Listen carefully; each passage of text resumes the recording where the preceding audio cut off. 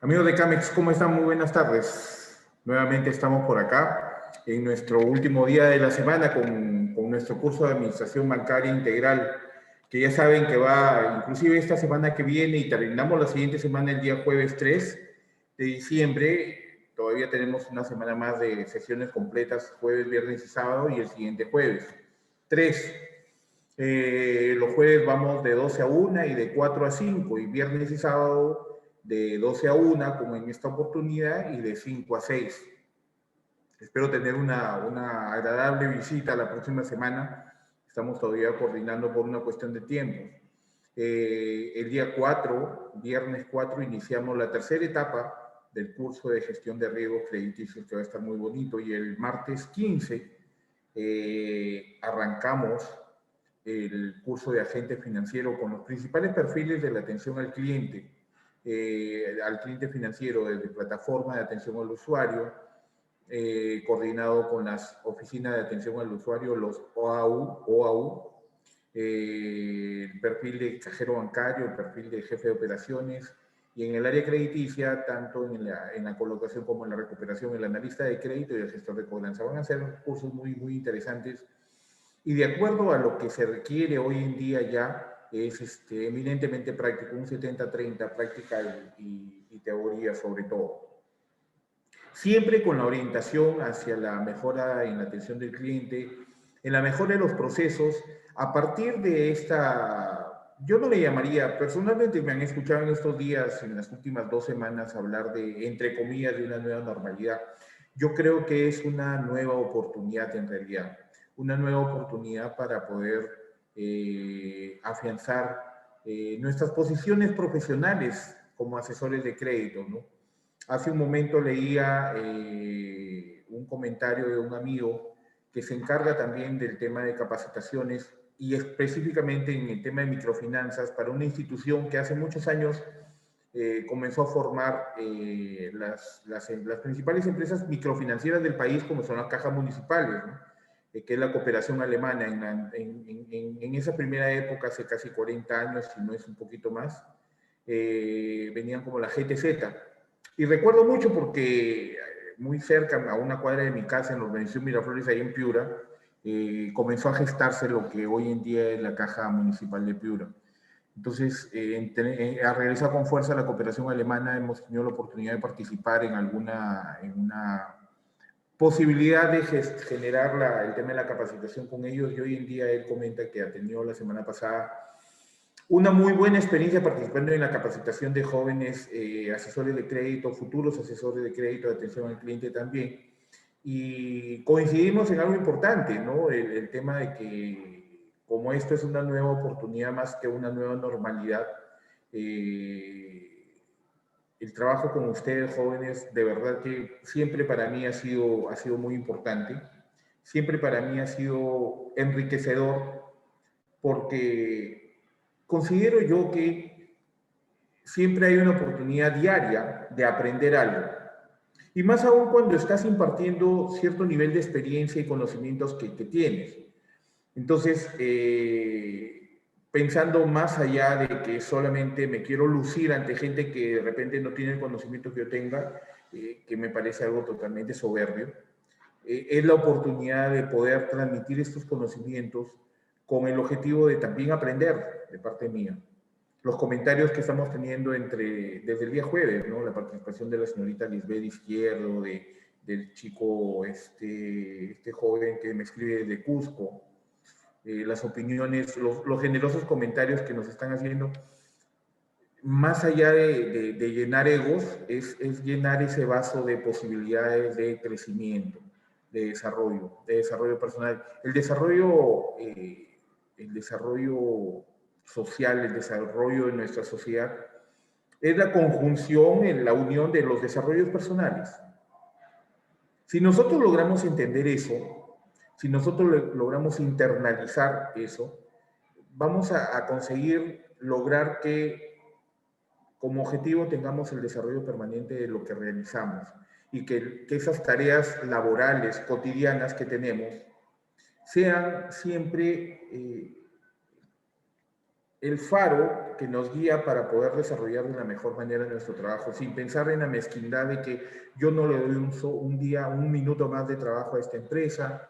¿Sabe qué, señor, señora, clientes? No tengo tiempo, estoy cansado, es sábado, 1 de la tarde, me voy a mi casa. Creo que la oportunidad de dar, ni siquiera le voy a decir de dar algo más, sino de dar lo que tendríamos que haber dado mínimamente hasta antes del 17 de marzo. Yo estoy totalmente convencido, plenamente convencido, de que muchos analistas, asesores de crédito no han tenido ningún tipo de inconveniente. Y si no los han tenido ellos es porque sus clientes tampoco lo han tenido. Porque concienzudamente trabajando muchos analistas de crédito han logrado que sus carteras puedan enfrentar los riesgos, que es nuestro objetivo como asesores de crédito, la mitigación del riesgo, ni siquiera la reducción o disminución, ¿no? Sino mitigar el riesgo no va a desaparecer nunca. Pero mitigamos los riesgos cuando obramos bien, hacemos una buena evaluación, desde la prospección es una buena prospección, perfilamos a nuestros clientes, atendemos a nuestros clientes. Hoy en día, que por ejemplo, como nos comentaba y conversábamos ayer con Lisbeth Izquierdo, sí existe la posición de los promotores, que son los que alimentan las carteras de crédito, pero si nosotros extendemos la capacitación o la capacidad profesional que tenemos hacia lo que queremos del trabajo de nuestros promotores, vamos a lograr siempre mejores carteras. Aun cuando el promotor comercialmente se pueda quejar porque, oye, mira, ahora tengo que dedicar más tiempo, antes atendía 5, ahora puedo atender solamente a 2 o 3. Sí, pues, pero fíjate tú que en esa reducción de número de atendidos va a estar la contraparte de que va a aumentar el número de desembolsados. Porque si tú perfilas bien a un cliente desde la promoción, el trabajo del asesor de crédito, del analista de crédito, va a ser mucho más fluido y va a permitir que es de repente un poquito lejano o contraproducente el ejemplo, pero es como aquel cliente que dice gano 20 céntimos por tarro de leche Gloria, o dice está loco, pues vas a vender para ganar 20 céntimos, que yo no vendo un tarro, vendo 1000 tarros al día. Lo mismo, es un tema de rotación. De la rotación. Mientras mejor sea el trabajo, más eficiente, porque puede ser bueno, pero tiene que ser más eficiente el trabajo de tu promotor, te va a llevar a que tú puedas desembolsar de más operaciones y que sea sostenible eso en el tiempo. Y la demora vamos a ponerle un tema, un término, o que me atranque en menos clientes ahora, va a hacer que con el tiempo esto comience a fluir mucho más dinámicamente. Les aseguro, pruébenlo. Si nos equivocamos, miren, tenemos tiempo para resolverlo. Y les aseguro que no se van a equivocar. Prueben a mejorar todo aquello que hacían de una u otra forma, considerando que estaba bien hecho, antes del 17 de marzo. Y comencemos a proyectar resultados. Fíjense, ahorita hay una buena oportunidad, la campaña navideña. Proyecta resultados al 26 de diciembre, 27, 28, 2 de enero. Y vamos a ver si el señor malgeniado que nos dicta este curso en esta oportunidad de administración bancaria tenía o no tenía razón. Quiero compartirles un artículo.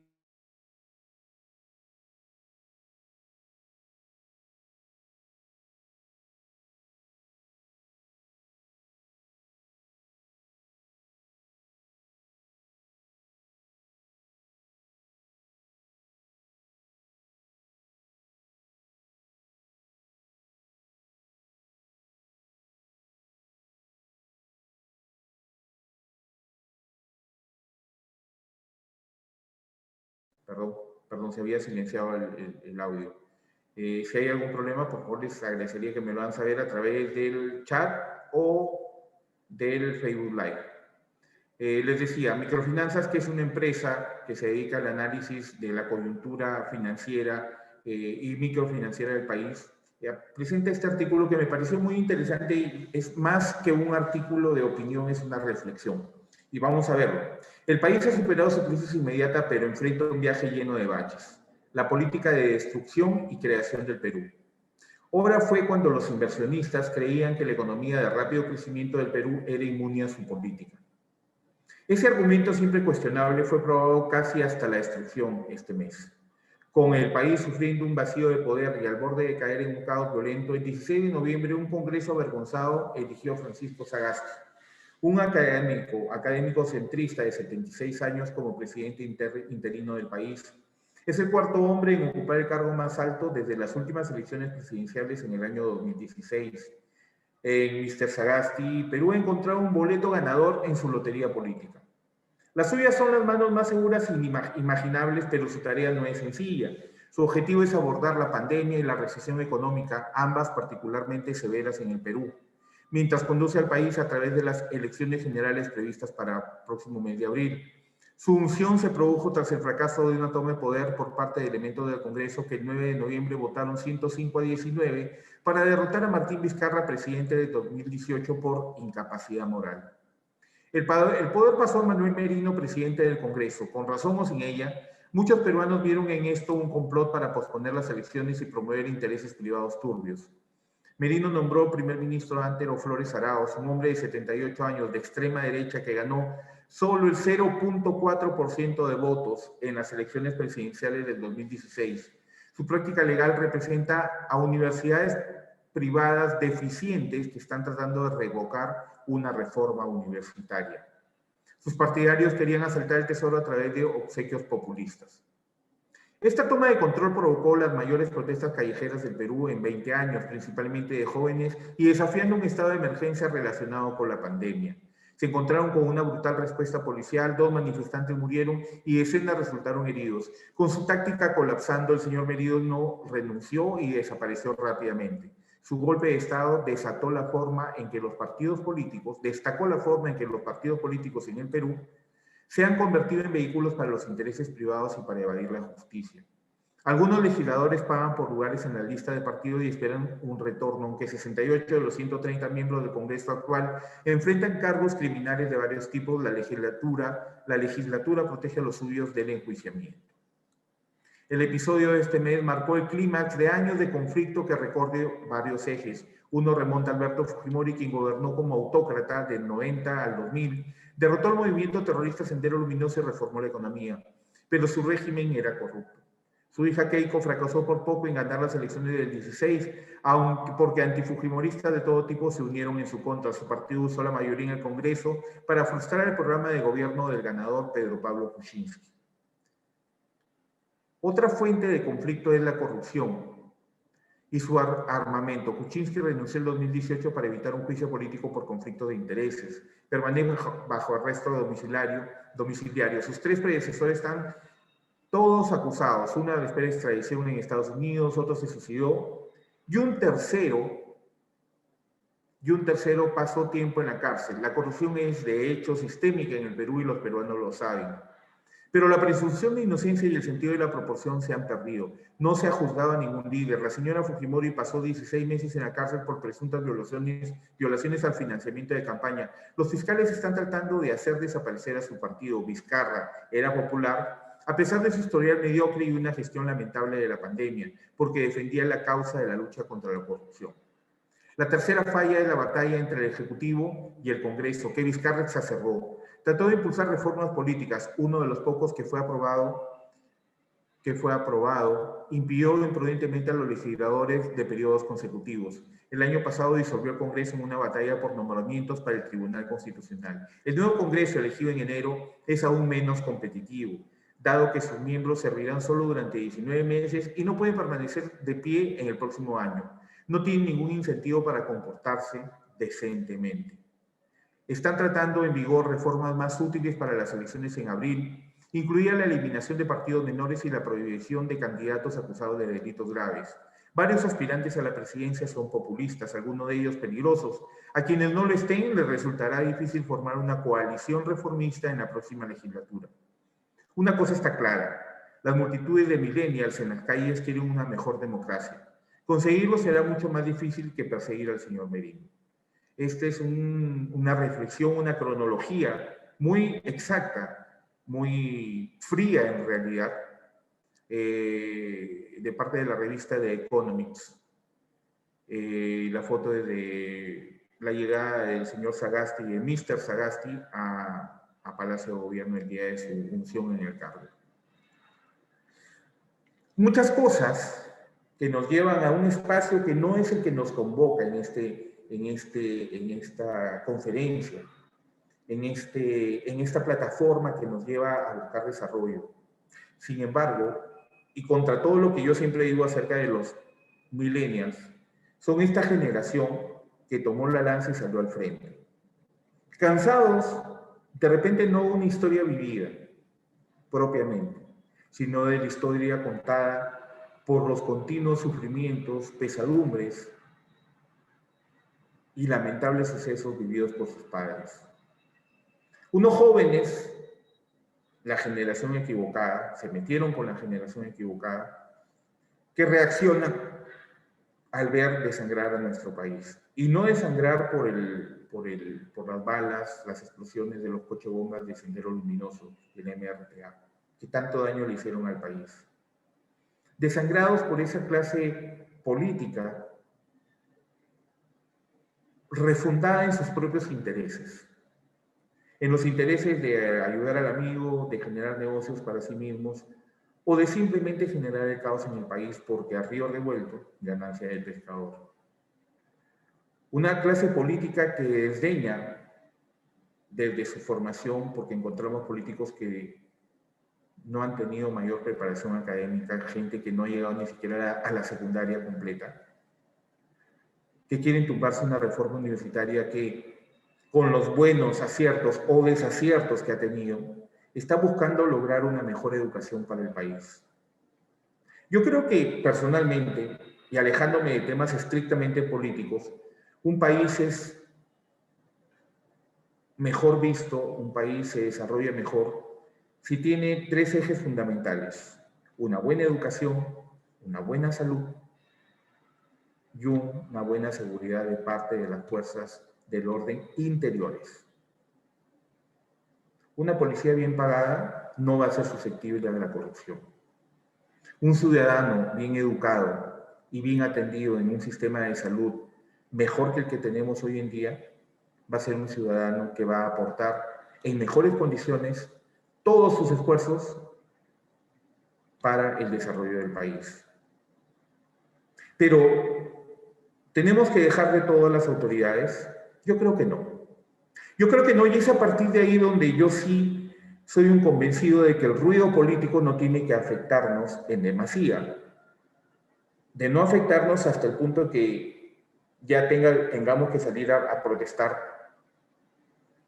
En la posibilidad de que desde donde nos toque trabajar, de donde nos toque generar desarrollo y productividad, lo hagamos eficientemente.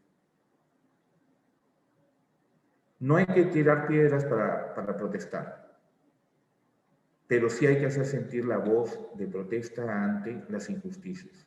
Un amigo mío, muy querido por mí, me llama, me dice que soy un justiciero y que por eso muchas veces me metió en problemas. Lo que pasa es que no puedes voltearle la cara a una realidad funesta, a una realidad donde aquello que llamamos falta de oportunidades es más que todo una discriminación hacia quién va o no va los recursos que deben llegarle a todos. Entonces, desde donde nos toca, por ejemplo, esta plataforma, tomemos lo mejor que podamos tomar para desarrollar mejor nuestras actividades, para ser más eficientes en nuestro trabajo, para brindarle lo que voy a seguir repitiendo, de verdad, y lo hago en todas las conferencias, poderle decir a nuestros clientes: el servicio que tú estás pagando, que te parece caro, vale lo que cuesta.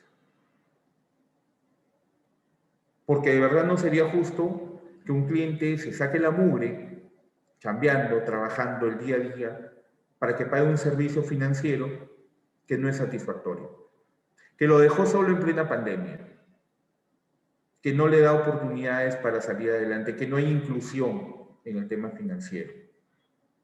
Ya les decía yo, dos cosas importantes, no los he dicho como las dos cosas importantes, pero dos cosas hoy día se las digo, que me parecen fundamentales en este momento, es decir, voy a averiguar cuántos nuevos emprendedores hay desde marzo 17 hasta esta fecha. 17 de marzo de este año hasta esta fecha. Porque es importante saber, tener en consideración cuánta gente se convirtió en emprendedores a partir de esta emergencia. Primer punto. Segundo punto, tener en cuenta que aquellos que entraron a ser emprendedores por emergencia, por necesidad, por las razones que sean, al inicio de esta pandemia ya tienen por lo menos 8 meses de antigüedad en el negocio. Y el único requisito que se conoce para poder acceder a un crédito son que tenga 6 meses de antigüedad y que sea mayor de edad. ¿Podemos mejorar? Por supuesto que sí, no me cabe la menor duda que si le ponemos el punche, las ganas, lo vamos a hacer. Pero depende de cada uno de nosotros. Y ojo, generación bicentenaria, no esperemos que haya una política de créditos o una política de riesgos que nos lleve a mejorar nuestro servicio de atención al cliente financiero. Porque las políticas de crédito, de riesgos financieras, contables, de ventas, comerciales de nuestras instituciones están dadas, que se van a tener que ajustar a la nueva oportunidad. Pero tú tienes esas herramientas y tienes la materia prima que son tus clientes para desarrollar tus habilidades de la mejor forma posible. Que esto sea el inicio de una nueva era. Una nueva era donde el cliente confía en ti más que sentirse satisfecho. Porque hoy en día el cliente se va a sentir satisfecho si le das el dinero que te pide. Pero no confía en ti posiblemente. Porque en el momento que te necesitó durante esta pandemia volvió a ver y no estabas. Estabas más preocupado que no te reprogramen o que no te congelen la deuda o que no te cambien las condiciones de créditos o de intereses que en atender a tus clientes a los cuales ya tienes. A sabienda que es mucho más caro perder y tratar de retornar y conseguir nuevos buenos clientes que mantener satisfechos a tus clientes de tu cartera actual. ¿Estamos? Mi nombre es Juan Carlos Pereira, soy bachiller en Economía y mi especialización es la orientación financiera, comercial, crediticia y de seguros. Es un gusto siempre estar con ustedes. Vamos a dar paso a nuestra sesión del día de hoy, que dejó pendiente algunos temas respecto al tema principalmente de la evaluación crediticia el día de ayer. Y nos quedamos viendo, permítame por favor,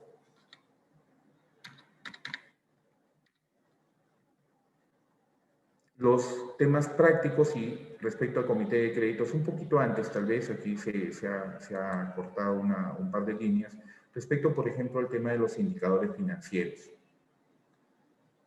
Dentro de la evaluación objetiva, ¿qué son los indicadores financieros? Los empresarios o en definitiva cualquier persona que dirija o trabaje en una empresa debe conocer sus principales indicadores financieros, ya que esta información le permitirá tomar mejores decisiones de negocio y generar ganancias sostenibles en el tiempo. Voy a hacer un stop ahí, porque es importante, y eso es chamba nuestra, porque, a ver, visitas a un cliente, lo has prospectado, lo visitas, y su negocio es un negocio, digamos, pequeño, relativamente pequeño, y este cliente no entiende que tienes que realizar una evaluación crediticia objetiva, cuantitativa. Y no va a entender nunca el que le tengas que hallar el capital de trabajo, su liquidez, su rentabilidad, hacer una prueba ácida, etcétera, etcétera. Porque finalmente considera que siendo tan pequeño no tiene por qué tener un balance, no tiene por qué presentar estados financieros. Y eso no es cierto.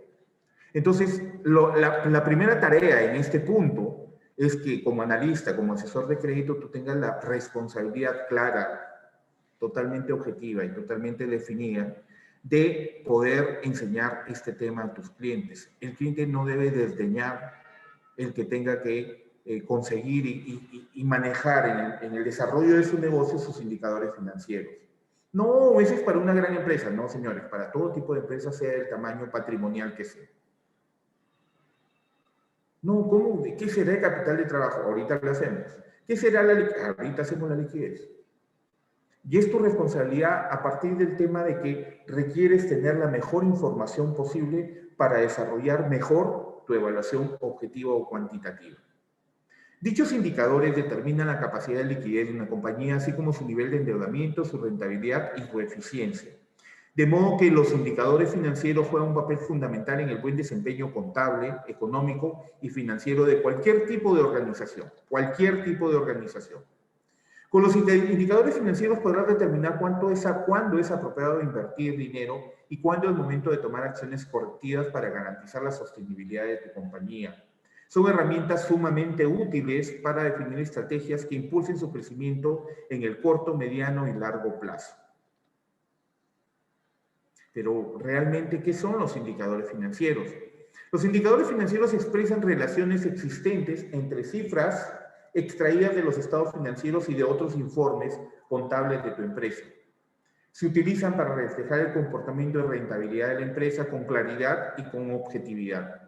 Además, se reflejan numéricamente y tras analizar dichos números, es posible determinar si existe una desviación en la empresa que deba ser corregida a la brevedad posible. En esencia, los indicadores financieros son los resultados de relacionar dos cifras o cuentas del balance general de la economía o de su estado de pérdidas y ganancias. ¿Qué es todo lo que he dicho? En el desarrollo de su negocio, el cliente tiene dos sistemas muy definidos, que es uno que es totalmente dinámico y uno que es totalmente estático. ¿Ok? Yo les he contado, creo que antes de ayer, que personalmente, habiendo estudiado economía, pasé mis 3, 4 cursos de contabilidad totalmente exonerado. Y tal vez exonerado, y ayer lo conversaba, por ejemplo, con uno de los profesores de mi hijo, que más estaba preocupado por aprobar la materia que por saber mucho. Y yo sentía al salir de la universidad que no tenía un conocimiento totalmente claro, fortalecido respecto al tema contable. Y fíjense ustedes que por esos devenires, si cabe el término, de la vida, he necesitado la contabilidad y la sigo necesitando en forma permanente. Obviamente que es una contabilidad muy básica, muy utilitaria para los fines que se requieren. Porque vamos, necesitamos necesariamente saber qué es lo dinámico, qué es lo estático, qué es lo corriente o circulante o no corriente y no circulante, qué es lo activo fijo, qué es el capital de trabajo, qué es, y analizar la liquidez, la rentabilidad, la eficiencia, la prueba ácida, entender qué es un ROE, un TIR, un BAM.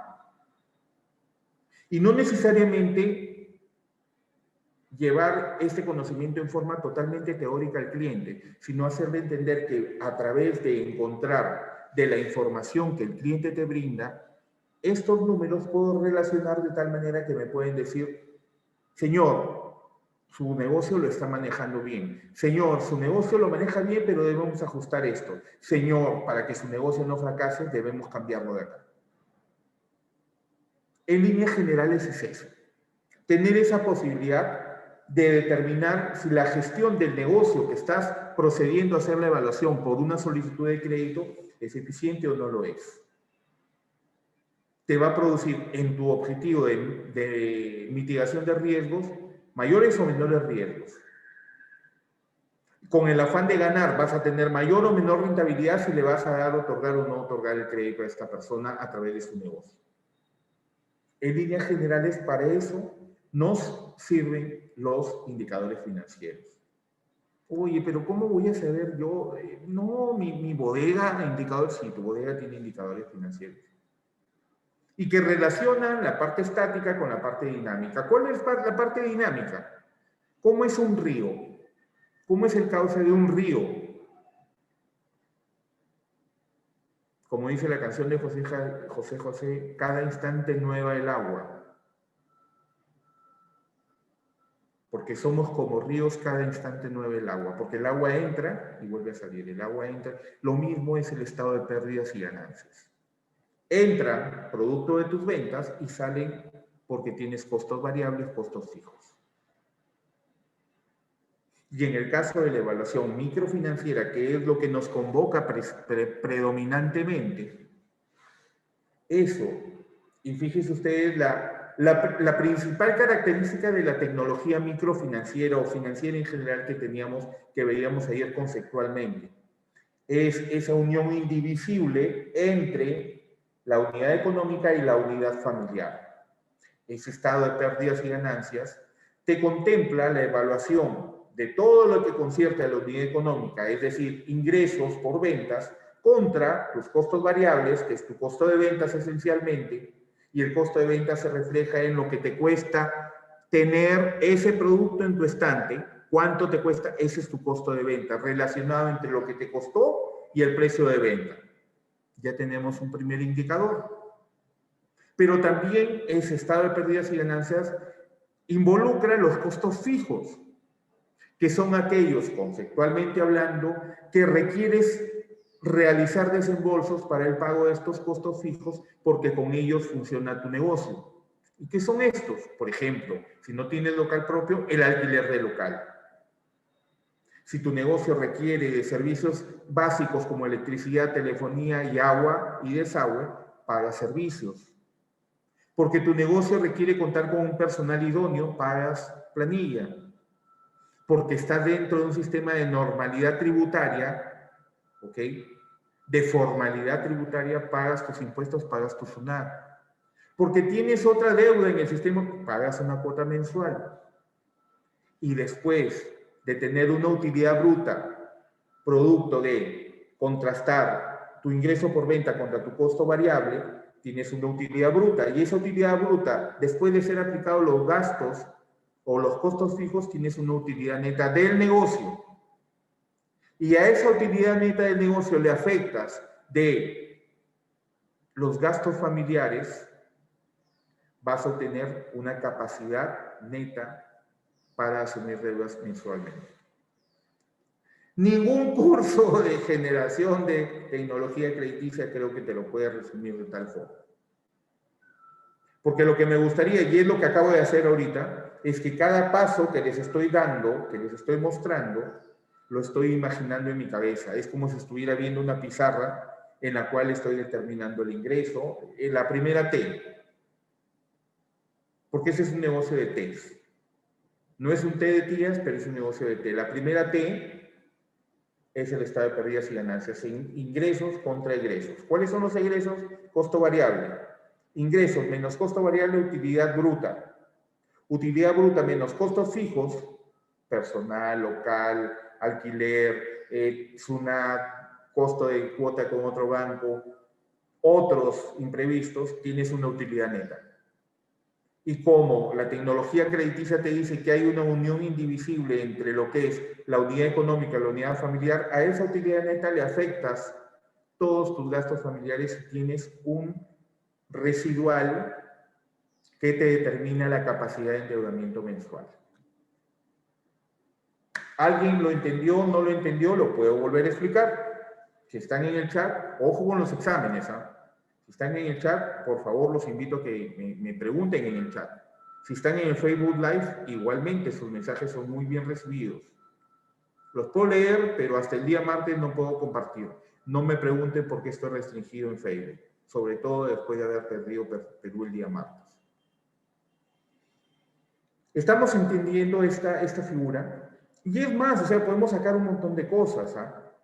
Porque pensamos fríamente en lo que es el estado de pérdidas y ganancias. Es un flujo, por eso es la parte dinámica. ¿Y cuál es la parte estática? En mi primera clase de análisis crediticio, allá por los años 1998, el verano del 98, en Paita, te decían que ibas, como parte de tu trabajo como analista de crédito, como asesor de crédito, tenías que realizar la visita o la evaluación in situ, o sea, en el mismo sitio. No estás en tu escritorio evaluando a tu cliente por el teléfono. Tú tienes que ir a evaluar a tu cliente. Y esa ahí es otra respuesta a un requerimiento del cliente, porque el cliente te dice, oye, pero yo lo único que hago con mi contador es darle para que me pague mis impuestos o nada, y listo. Yo no le pido balance, no le pido no, es que el balance lo haces tú como asesor de créditos. El estado de pérdidas y ganancias lo realizas tú como asesor de créditos. Ahora comenzó a cobrar sentido oye, pasé a exonerar mis 3 cursos de contabilidad en la universidad, costos, contabilidad básica, contabilidad de negocios, etc. ¿Se dan cuenta?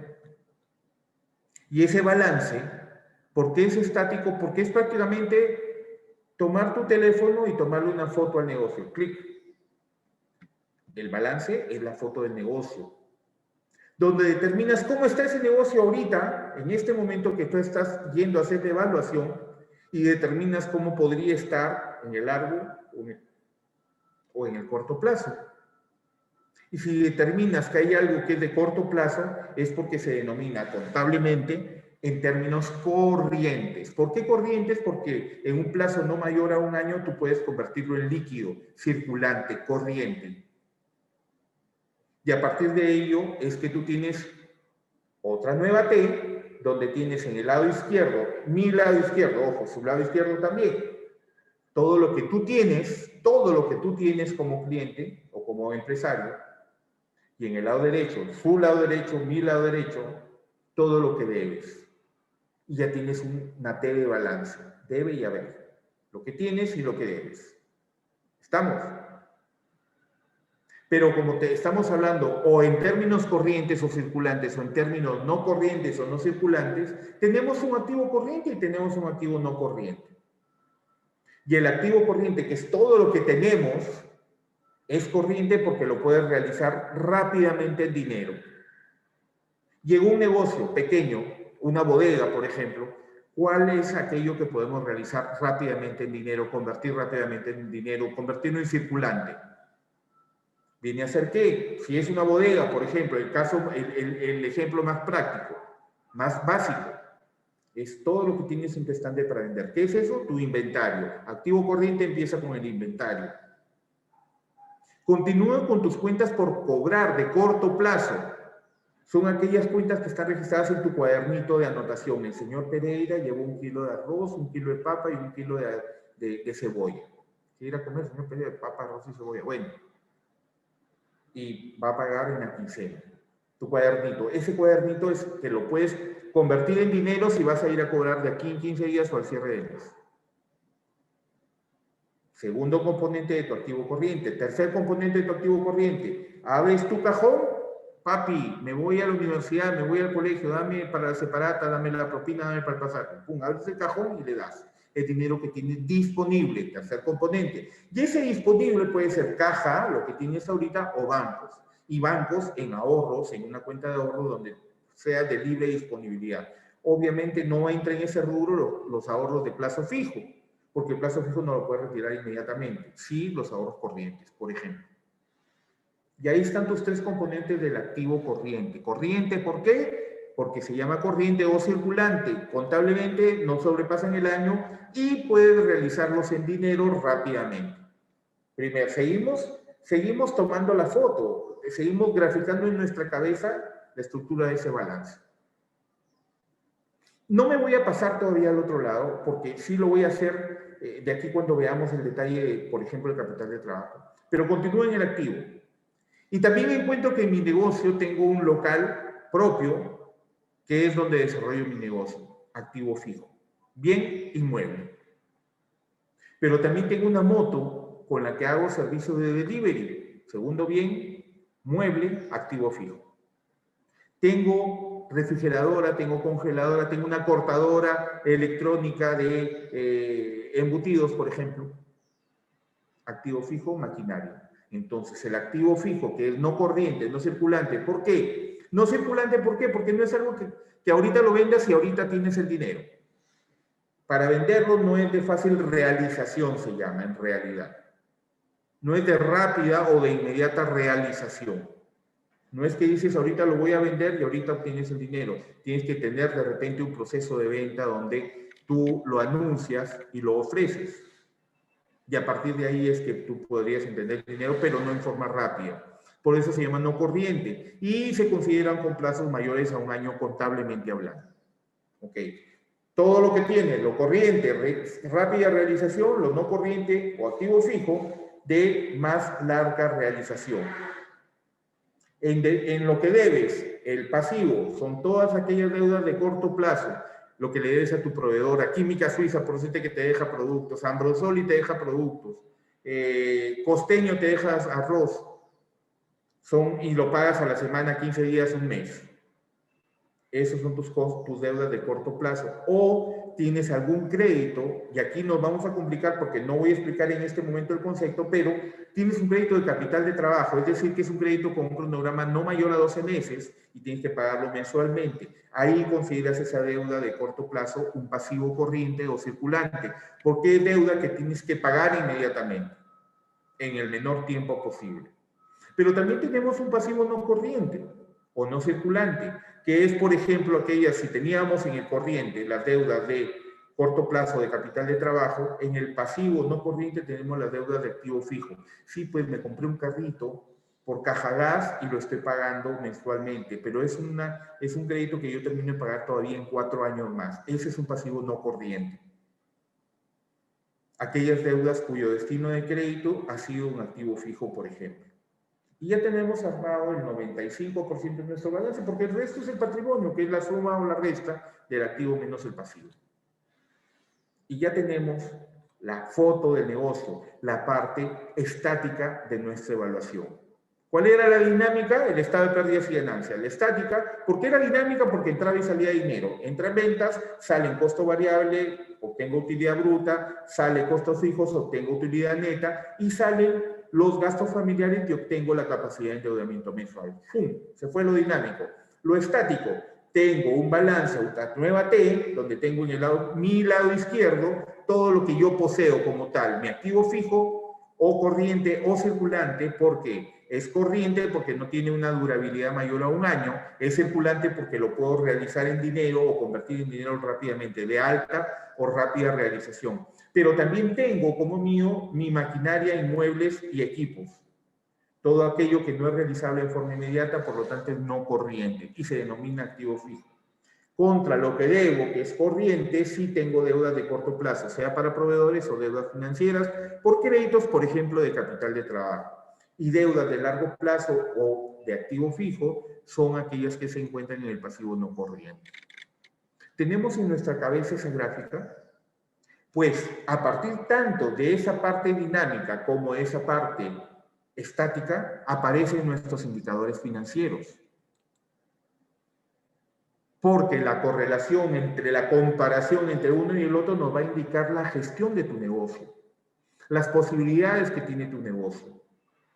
Personalmente, ojo, y ya saben, se los he dicho más de una vez, yo no soy políticamente correcto y me he peleado y he discutido con mucha gente. Yo considero 3 o 4 indicadores básicos, que lo vamos a ver posiblemente hoy día en la tarde cuando veamos la parte práctica. Esos indicadores básicos te dicen la gestión en realidad del negocio y si son susceptibles o no al crédito. La verdadera utilidad de los indicadores financieros consiste en compararlos con años anteriores o inclusive con los de la empresa en el mismo sector, con otras empresas del mismo sector. Por ejemplo, ahí tenemos, respecto al balance, por ejemplo, tenemos un análisis horizontal y un análisis vertical. El horizontal nos permite decir activo fijo, corriente, inventario, cómo estábamos en el año 2019, cómo estamos en el año 2020, la comparación, y puede establecer los indicadores de variabilidad. ¿Qué tanto ha variado? Más o menos, más positivo o menos negativo ha caído respecto al año anterior, el análisis horizontal del balance. Y el análisis vertical nos permite saber la participación patrimonial de cada uno de los estamentos, digamos así, o de cada uno de los componentes de mi balance. ¿Cuánto de mi balance o de mi patrimonio está en mis activos fijos? ¿Por qué? Porque al final de ese análisis vertical yo puedo determinar qué tan líquido son los activos de mi negocio, por esa participación patrimonial de cada uno de los componentes de mi balance, sea corriente o no corriente. ¿Qué tan endeudado estoy? Si veo el pasivo respecto a lo corriente y lo no corriente, por ejemplo. Ahí se puede hacer un análisis, como dice acá, los análisis con años anteriores, el análisis horizontal, vertical. Horizontal para comparar con la gestión del año anterior, cómo nos fue el año anterior. O puedo hacerlo hacia atrás, retroactivamente, 4, 5, 10 años y ver esa evolución. ¿Ustedes creen que un cliente no se sentirá satisfecho si comienzas a hacer... Y es un cliente que, a ver, me voy a poner, no sé si cabe el término como abogado del diablo, ¿ok? Y decir, vamos a analizar cómo le ha ido estos 5 años, señor, y me pongo a analizar estos indicadores de acuerdo a documentos, de acuerdo, o más aún, tienes a un cliente que tú lo atiendes hace 5 años y tienes tus evaluaciones. Haz ese ejercicio. ¿No sería interesante hacer ese ejercicio, por ejemplo, por los últimos 3 años hasta el 17 de marzo y hacer una comparación horizontal a partir del 17 de marzo, ya con la nueva normalidad, como se dice? Tarea para ustedes como analistas de crédito, porque sería interesantísimo que ustedes logren información valiosísima para el análisis de sus clientes y que va a ser valiosa para ustedes para mitigación de riesgo precisamente, que podría pasar sí. Y ahí surgen otras nuevas posibilidades, en ponernos en diversos escenarios, en determinar la eterna pregunta, ¿qué pasaría si? Porque les aseguro que en esta nueva oportunidad o normalidad, como le quieran llamar, va a ser imprescindible ese manejo. Preguntarte qué pasaría si respecto a tu negocio. ¿Qué pasaría si el FODA era 1 hasta el 17 de marzo y ahora tienes otro FODA? Porque les aseguro, así como que me llamo Juan Carlos, que ese FODA, por el punche que tiene el peruano, ha cambiado a partir de la pandemia. Y posiblemente encuentras nuevas y mejores fortalezas. Encuentras que la respuesta ante las debilidades es mucho más efectiva hoy que lo que era antes de la pandemia y que las oportunidades se han generado en mayor volumen que antes de la pandemia y que las amenazas se presentaron fuertemente y han atacado la esencia de tu negocio, de los negocios de tus clientes. Los invito a hacer ese ejercicio. Hoy que se puede hacer, hoy que tienen tiempo para hacerlo aún. Hoy que pueden darle esa vuelta de tuerca a la forma de trabajo con tus clientes. De verdad. El analista financiero es el encargado de realizar estas relaciones numéricas y de interpretar sus resultados en función de las actividades, organizaciones y controles internos de la empresa. Estos son ejemplos prácticos que sí me gustaría verlos hoy día en la tarde, con mayor detenimiento. Ya nos quedan apenas 5 minutos. Les prometo que la introducción de la conferencia va a ser mucho más corta al inicio de la conferencia hoy día por la tarde, porque esto sí es algo que totalmente práctico y vamos más bien a aprovechar a que yo haga algo con ustedes. Esto es una imagen, no se puede trabajar. Sin embargo, cuento, y los vamos a ver hoy día en la tarde, cuento con los formatos en Excel, donde se puede manejar, simular, travesear, malograr, arreglar, de acuerdo a nuestras evaluaciones. Y los invito a entregárselos libremente, yo se los envío. Solicítenmelo a mi correo. No hay ningún problema. No hay ningún problema. ¿Ok? Me gustaría quedarme con esto, con este cuadrito. ¿Qué es el capital de trabajo y qué es la liquidez?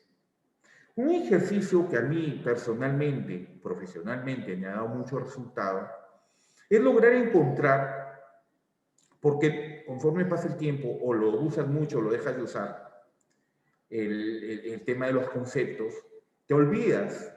Entonces, había una técnica, por ejemplo, en la época que yo postulaba, aunque ustedes no lo crean, a medicina, que amigos o profesores que te enseñaban los diversos cursos, por ejemplo, el tema de biología o el tema de química, existe una técnica para recordar cosas, por ejemplo, la tabla periódica, que hoy en día no me acuerdo exactamente cómo era el manejo, pero existe la mnemotecnia, donde tú podías determinar el nombre de algo o la secuencia, por ejemplo, de la tabla periódica en los elementos alcalino-térreos, por darles un nombre que ahorita se me viene a la mente, y utilizabas una academia, una mnemotecnia, que salían frases chistosísimas a veces.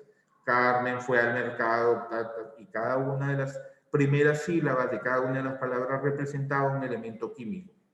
Acá, personalmente yo desarrollé, no sé si lo hacía alguien más, pero a mí me dio resultado porque me costaba mucho aprender el desarrollo inclusive matemático del tema en algún momento, pero comienzas a ir desde lo más avanzado hacia atrás y lograr que a través del concepto puedas determinar, por ejemplo, la fórmula de capital de trabajo, por ejemplo, la fórmula de liquidez, que se relacionan entre sí. ¿Por qué se relacionan? Como lo están viendo en pantallas, utilizan la misma información, el activo corriente AC y el pasivo corriente PC. Y vamos a verlo cada uno, a ver. ¿Qué vendría a ser el capital de trabajo? No sé si está Lisbeth con nosotros, o Jorge o Amaní. ¿Qué vendría a ser el capital de trabajo a partir de saber que está compuesto entre AC menos PC? Tenemos una relación aritmética. Si decíamos en este ejercicio mental que hacíamos de figurarnos en la cabeza qué era lo que componía el activo corriente, o AC en este caso para efectos de la fórmula, ¿qué es el AC o el activo corriente? ¿De qué estaba compuesto? De todo lo que tiene el cliente para circulante o corriente para poder ser realizado inmediatamente, o sea, convertirse en circulante inmediatamente, de alta o de rápida realización, que es el inventario, las cuentas por cobrar de corto plazo y tu caja y bancos. ¿Ok? Es todo lo que tiene en este momento, corto plazo, corriente, todo lo que tiene ahorita el dueño del negocio. Y a esto, ¿qué es lo que tiene en este momento el dueño del negocio? Corriente, contablemente no mayor a un año ahorita, y de alta realización. Si a esto le quitamos lo que debo, que es el pasivo corriente, es decir, las deudas de muy corto plazo, que pueden ser para proveedores o para créditos de capital de trabajo, si a lo que tengo le quito lo que debo, voy a obtener una cantidad que en términos estrictamente matemáticos debe ser una cantidad positiva, a favor. Entonces, si analizamos desde ese punto de vista capital de trabajo, ¿qué sería capital de trabajo? ¿Cuál sería el concepto de capital de trabajo como tal? Ya vimos inclusive que hasta el resultado tendría que ser positivo. Ok, perfecto. ¿Qué vendría a ser capital de trabajo conceptualmente?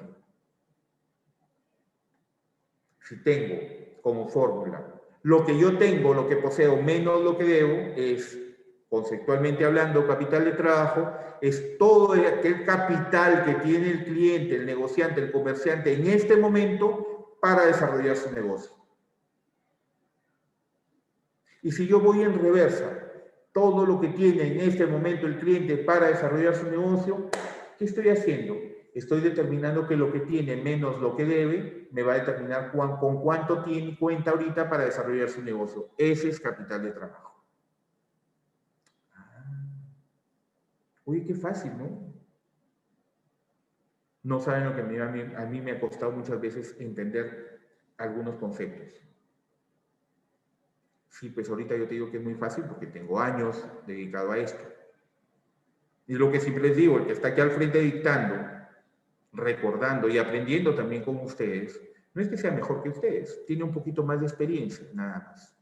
Soy bueno en lo que hago, soy bueno, de verdad, soy recontra bueno. Aparte que soy recontra buena gente, no estoy haciendo cherry ni promocionándome, pero trato de ser lo más práctico posible.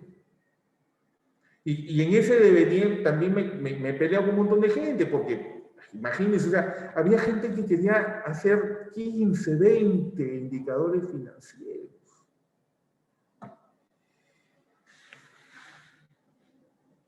Te quitaba las ganas y el gusto por este trabajo. Porque les aseguro que en este dinamismo que queremos de desarrollo, esta mejor atención al cliente, tu capital de trabajo cambia día a día. Y eso le da el gusto de que algo sea tan dinámico. Pero que te obliguen, sácame, o sea, que había unos indicadores que de verdad, o sea, y tenías que sacarlo porque si no el sistema, y te metían el miedo de que el sistema no iba a avanzar si tú no tenías, es aquel indicador que te indica que debe abrir la puerta del lado derecho y no del lado izquierdo, porque si no, ese negocio no funciona. Seamos prácticos, seámoslo siempre. De verdad. O aquel que me quiso enseñar a evaluar créditos, no en evaluaciones objetivas y subjetivas como tiene que ser. No, tú puedes evaluar crédito a partir de derivadas e integrales. Al día siguiente llevé a mi charla de analista de crédito, mi Charles Lehmann. Lehmann creo que es el de geometría analítica, creo que era mi libro de la universidad. De verdad, o sea, hay que ser prácticos. Hay que ser práctico. Esta persona a la que me quiso poner a aprender análisis crediticio con integrales y derivadas hasta ahora, no se lleva bien conmigo. No lo he vuelto a ver en mi vida. Pero, esos son los grandes asesores financieros de las empresas. Hay que hacer esto. Lo mismo que, por ejemplo, las bolsas. Y ahora te venden las bolsas y son cualquier tontería que no te sirven para nada. Por ejemplo, o sea, las modas. Hay que ser empáticos. Inclusive, sí, pues, todo eso debió ser siempre. Pero cuando te lo dicen, te cobran más, pues date cuenta, tú que eres dueño de alguna empresa. No te dejes engañar, de verdad, no te dejes engañar. Bullying.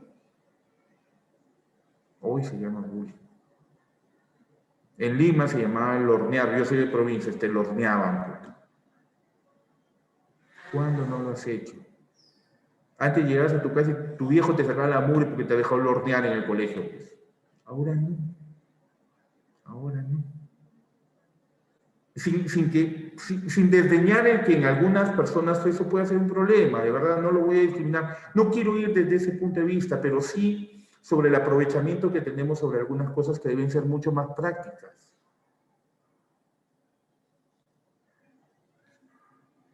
Hay un asesor por ahí que, bueno, no voy a decir, que yo por ser demasiado práctico era mal analista de crédito. Mi único fracaso como analista de crédito, y se lo voy a decir, ha sido en Solife. Sí, a ella que les decía que te daban una metralleta, le daban una metralleta a un mono para que vaya a disparar. Y nunca podías controlar completamente tu cartera. ¿No? Es más, te decían, no, deja nomás, ya vendrá un área de riesgos, un área de cobranzas, tranquilo. Sin embargo, después apareciste como el mayor colocador que no hizo buenas colocaciones mentiras. De verdad, mi único fracaso como analista de crédito, te lo digo con total claridad, certeza y transparencia. Pero en fin, ese es otro tema. ¿Captado el concepto de capital de trabajo? Espero que sí. Pero eso es lo que tengo para desarrollar mi negocio y tiene que salir en términos positivos, ¿verdad? Y si yo me voy un poquito más allá sobre ese mismo concepto, si es lo que tengo para desarrollar mi negocio y tiene que salir, si sale negativo, ¿qué significa? Lisbeth no está. Si sale negativo, ¿qué significa? Significa tan sencillamente como que estás debiendo más de lo que tienes. Así de sencillo. Porque fíjense que la comparación es lo que tengo menos lo que debo. Si esto es positivo, estamos bien. Bueno, no también si es positivo hacia el límite, rayando en lo negativo. Porque sí, a partir de ahí es que tú puedes tomar decisiones de ajuste. Como que también puedes tomar decisiones de que no le otorgues el crédito si esto sale negativo. Como por ejemplo, tú puedas determinar, dependiendo, ojo, y ese ya es un análisis un poco más profundo, más concienzudo, determinar si le das o no le das el crédito o el monto de crédito que le das, porque, digamos, la teoría te dice no le des más del 80% de su capital de trabajo. Perfecto. Pero si es un negocio de servicio, el servicio posiblemente no tiene inventario, puede tener cuentas por cobrar y puede tener caja, pues no tiene inventario, por ejemplo. Ojo. Entonces ya te lleva esto a profundizar un poco más el análisis. Ya, perfecto. Hasta ahí, ¿estamos bien? Yo espero que sí. ¿Qué vendría a ser la liquidez? Si sabemos que comparo lo que tengo contra lo que debo en el corto plazo y obtengo el resultado para analizar lo que yo tengo para desarrollar mi negocio ahorita, ¿qué me indicaría la liquidez en todo caso? Pasando de una relación aritmética, que es el capital de trabajo, a una geométrica, que es la liquidez, donde no le voy a restar, sino voy a hacer la comparación de lo que debo respecto de lo que tengo. ¿Y por qué tendría que obtener un resultado mayor a 1? Porque la liquidez, como concepto, me lleva a determinar qué posibilidades tengo por cada sol de deuda en el corto plazo. ¿Por qué en el corto plazo? Porque estoy determinando este indicador a partir del activo corriente corto plazo o circulante corto plazo contra el pasivo corriente, mis deudas de corto plazo, mis deudas circulantes, mis deudas corrientes. Es decir, el concepto de liquidez es esa capacidad para afrontar las deudas en el corto plazo. Por cada sol, es más, se complementa ese concepto por cada sol de deuda en el corto plazo. ¿Por qué tiene que ser mayor a 1? Porque si es menor a 1 quiere decir que debo más de lo que tengo. ¿Por qué es mayor a 1 y no menor a 1? Porque si sale menor a 1 quiere decir que no puedo afrontar mis deudas de corto plazo. Estos conceptos te llevarían a ser un poco más concienzudo en tu evaluación. Porque suele pasar, por ejemplo, que te sale una liquidez negativa porque has tomado mal los datos. Porque no has refrendado con documentación la versión informativa que te da el cliente. Son las 1 de la tarde. Nos estamos viendo el día de hoy a las 5 de la tarde, si Dios quiere. Que Dios les bendiga. Siempre es un gusto estar con ustedes. Nos encontramos a las 5 en punto para continuar con nuestros conceptos respecto a los indicadores financieros. Muchas gracias por estar ahí. Que Dios les bendiga.